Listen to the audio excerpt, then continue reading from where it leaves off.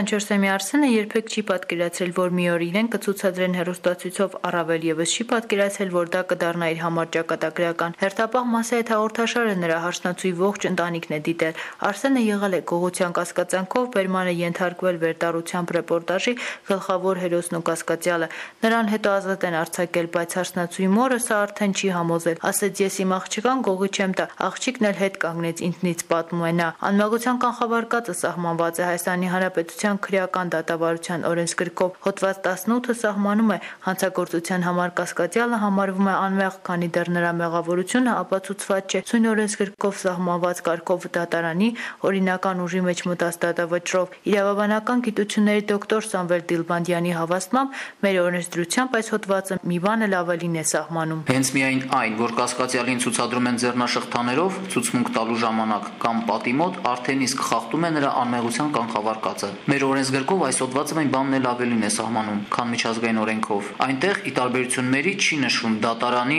օրինական ուժի մեջ մտած դատավճռով հատվածը։ Այս սկզբունքի խախտումներ լինում են թե ոստիկանության եւ թե լրագրողների կողմից։ Արսենի դեպքը հաստատ միակը չէ։ Գրեթե ամեն երեկո հերթապահ մասի հաղորդման ժամանակ, ինչպես նաև 02 շաբաթաթերթում են տեղադրվում այն անձանց անունները, որոնք որևէ հանցագործության կասկածանքով ոստիկանության բաժանմունք բերման են ենթարկում։ Հայաստանի Հանրապետության ոստիկանության հասարակայնության հետ կապի եւ լրատվության վարչության պետ Աշոտ Ահարոնյանի հավաստմամբ իրեն գործում են օրենքի սահմաններում, իսկ ահա լրագրողները երբեմն անցնում են այդ սահմանը։ Մենք միշտ նշում ենք կասկածանքով բերման է ենթարկվել, ինչը արդեն նշանակում է, որ տվյալ մարդու մեղ կապացուցված չէ, ինչպես նաև դեմքն ենք փակում հատկապես, եթե խոսքը անչափահասին է վերաբերվում, իսկ հա լրատվամիջոցները հաճախ են առանց դատարանի վճռի հրապարակում իրենց տեսակետը, ինչը հաստատ այս սկզբունքի խախտում է, ասում է նա։ Սամվել Դիլբանդյանը խոստովանում է իր պրակտիկայում դեռևս չի եղել դեպք, երբ կասկածյալը հայց ներկայացնի դատարան ընդդեմ ոստիկանության։ Սկզբունքային տեսանկյունից նայելիս իրենք ցուցադրելուց հետո պետք է